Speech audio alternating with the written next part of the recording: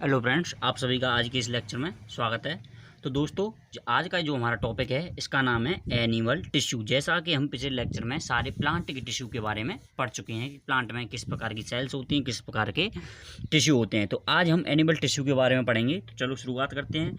जैसा कि आपने देखा होगा, जब भी हम कभी सांस लेते हैं तो हमारा चेस्ट मूवमेंट करता है, यानी कि जो हमारा चेस्ट है ऊपर होता है, कभी नीचे होता है। या हम जैसे किसी प्रकार का मूवमेंट कर रहे हैं, चल रहे हैं, तो हम किस प्रकार से चलते हैं, उसके लिए कौन रेस्पॉन्सिबल होता है, कौन सी सेल होती हैं।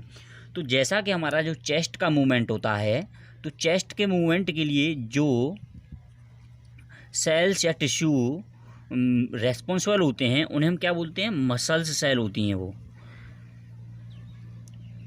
मसल्स सेल होती हैं, ठीक है। तो इसी प्रकार से और भी विभिन्न प्रकार के वर्क होते हैं हमारी बॉडी में। जैसा कि आप ऑक्सीजन लेते हो, जब हम ऑक्सीजन लेते हैं तो ऑक्सीजन हमारी लंग्स में जाती है। ऑक्सीजन लंग्स में जाने के बाद ब्लड में जाती है और ब्लड इसको दूसरी जगह पर सप्लाई कर देता है।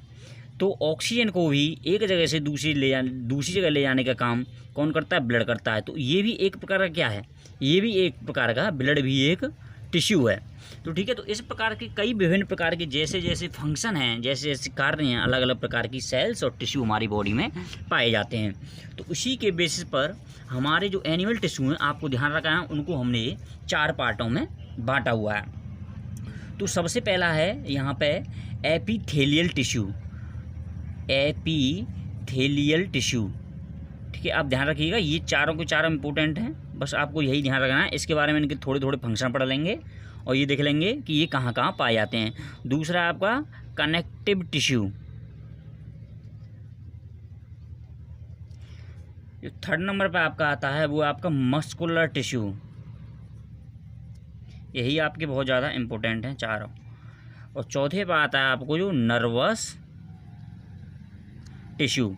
देखो ये भी आप ध्यान रखिएगा, जैसे एनिमल टिश्यू है तो एनिमल में बहुत सारे टिश्यू पाए जाते हैं, लेकिन हमने जो मोस्टली डिस्कस यहाँ पर कर रहे हैं वो ह्यूमन से रिलेटेड कर रहे हैं कि ह्यूमन की बॉडी में आप जानते हो ह्यूमन एक एनिमल माना जाता है। तो यहाँ पे ह्यूमन की बॉडी में जो मुख्यतः रूप से यही 4 टिश्यू पाए जाते हैं, जिसमें से हमको जो सबसे पहले पढ़ना है एपिथेलियल टिश्यू। तो एपिथेलियल टिश्यू क्या होता है, तो मैं आपको यहाँ पर बता देता हूँ कि ये टिश्यू वो होता है जो मुख्यतः रूप से प्रोटेक्शन देता है, protective and covering of various organs. आप इसकी डेफिनेशन देखिए, उससे फिर समझिएगा, मैं अभी समझा देता हूँ। प्रोटेक्टिव एंड कवरिंग, प्रोटेक्शन माने किसी भी चीज़ की सुरक्षा, कवरिंग माने उसको कवर कर लेता है, किस चीज़ की, of various organs. Various organs यानी कि जो विभिन्न प्रकार के हमारे बॉडी के अंदर जैसे कि लीवर है या किडनी है वो पाए जाते हैं, उनका प्रोटेक्शन करता है, कवरिंग करता है वेरियस ऑर्गन्स ऑफ बॉडी। तो आपको ये समझ में आ गया होगा। जैसे क्या है आपकी बॉडी को सबसे ऊपर लेयर कौन सी होती है, हमारी बॉडी के सबसे ऊपर क्या होता है, स्किन होती है।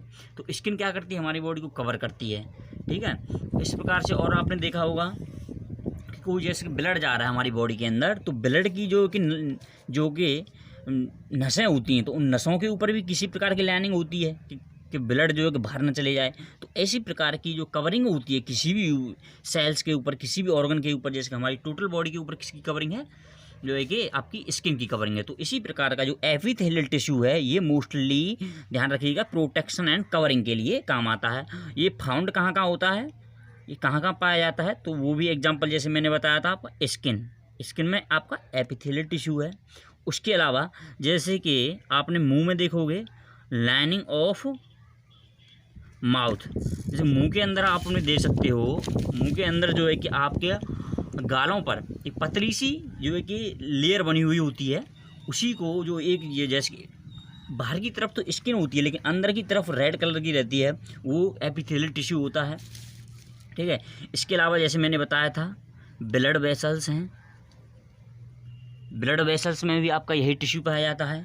इसके अलावा जैसे कि लंग्स हैं, जैसे कि हम सांस लेते हैं, लंग्स जो बने होते हैं, लंग्स की एल्वेओली, लंग्स की एल्वेओली में भी ये एपिथेलियल टिश्यू पाया जाता है। तो आप इन सब को ध्यान रखिएगा। एपिथेलियल टिश्यू का काम ये हो गया, ये कहाँ कहाँ पाया जाता है, और इसका जो मेन जो फंक्शन है, दूसरा फंक्शन ये भी है कि रेगुलेट करता है। रेगुलेट जैसे कि आपने सेल मेम्ब्रेन के बारे में पढ़ा था, वो क्या करती थी, सेल के अंदर ऑक्सीजन या वाटर को रेगुलेट करती थी बाहर आने के लिए, अंदर जाने के लिए। इसी प्रकार से ये जो है कि ये जो टिश्यू है, तो ये रेगुलेट क्या करता है, ये भी करता है एक्सचेंज ऑफ मटेरियल। यानी कोई भी मटेरियल है उसके अंदर, किसी भी बॉडी के अंदर जाना है या उससे बाहर निकलना है, तो ये रेगुलेट करता है मटेरियल को, exchange of material between the various part of body, various part of body. ठीक है, तो आपकी समझ में आ गया होगा। जैसे क्या लंग्स हैं, तो लंग्स में क्या होता है, लंग्स में ऑक्सीजन जाती है, तो ऑक्सीजन लंग्स से फिर ब्लड में जाती है ना, तो वो वहाँ पे जो आपका टिश्यू लगा हुआ है, इसके बीच में एक बैरियर के रूप में, क्योंकि उससे पार होके जाएगी लंग्स से सीधे, तो ब्लड में चला नहीं जाएगी, कहीं कोई तो जगह होगी जिससे उसे पार होना हुआ, तो वहाँ एपिथेलियल टिश्यू होता है। तो ये आपका एपिथेलियल टिश्यू के बारे में हो गया। तो यहाँ पे अब एपिथेलियल टिश्यू भी, अब इसके आपने देखा कि ये प्रोटेक्शन का काम करता है। इस वजह से ये जो टिश्यू होता है ना, तो इसके जो टिश्यू की जो सेल्स होती हैं, इसके बीच में कोई भी स्पेस नहीं होता। भाई स्पेस होगा तो कोई भी चीज़ आर पार चली जाएगी, तो इस वजह से इसके सेल्स के बीच में कोई भी इंटरसेलुलर स्पेस नहीं होता है। यानी कि दो सेल्स के बीच में किसी भी प्रकार का स्पेस नहीं होगा, यानी कि दो सेल्स के बीच में कोई भी इस जगह नहीं होगी जिससे कोई भी चीज़ आर पार चले जा सके, यानी कि बहुत ज़्यादा कॉम्पैक्ट रहता है। ठीक है, इसके अलावा अब हमें पढ़ना है कि इसके एपिथेलियल टिश्यू के भी कई प्रकार होते हैं। तो एपिथेलियल टिश्यू में जो मुख्यतः रूप से आपको पढ़ने हैं, यहाँ पे इसके 4 टाइप्स हैं। नंबर 1 पर आता है, ए पर आता है इसका स्क्वैमस एपिथेलियल टिश्यू। मैं इसको एपिथेलियल टिश्यू को ईटी लिख देता हूँ, ध्यान रखिएगा। बी पे आता है आपका स्ट्रेटिफाइड एपिथेलियल टिश्यू। सी तीसरा, ये ध्यान रखिएगा। देखो आपने सबसे पहले इसको 4 पार्टों में बांटा था, 4 पार्ट में ये एपिथेलियल टिश्यू के पार्ट हैं। ये एपिथेलियल टिश्यू के भी 4 पार्ट हो जाएंगे। तो यहाँ पे एक squamous epithelial tissue, stratified epithelial tissue, उसके बाद कॉलुमनर एपिथेलियल टिश्यू, और नंबर 4 पे आता है इसमें क्यूबॉइडल एपिथेलियल टिश्यू।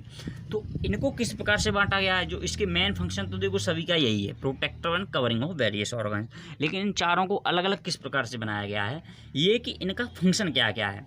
जैसे कि अब जैसा ये फंक्शन करेगा, ये टिश्यू जैसा फंक्शन करेगा, उसके बेसिस पे इसके 4 तरीके में इसको बांट दिया गया। तो यहाँ पर आपका जो है कि जो सबसे पहला आपका स्क्वैमस टिश्यू है, स्क्वैमस एपिथेलियल टिश्यू है। तो इसका क्या काम है, स्ट्रेटिफाइड एपिथेलियल टिश्यू है, कॉलुमनर एपिथेलियल टिश्यू है, क्यूबॉइडल एपिथेलियल टिश्यू है। तो इनके डिफरेंट वर्क होते हैं, काम होते हैं, उसके हिसाब से इनको जो है कि 4 भाग बांटा गया है, जिसके बारे में मैं आपको अगली वीडियो में बताऊंगा। यदि आपको इस लेक्चर में कोई डाउट आया हो तो वो मेरे को आपको कमेंट बॉक्स में पूछ सकते हैं। धन्यवाद।